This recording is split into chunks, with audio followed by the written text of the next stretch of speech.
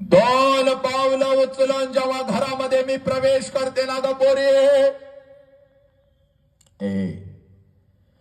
दोन पावलं उचलून जेव्हा घरामध्ये मी प्रवेश करते, भिंतीवरती मला माझ्या बापाचा फोटो दिसतो आणि काळीज माझं सर्र करत पोरी, काळीज माझं सर्र करत.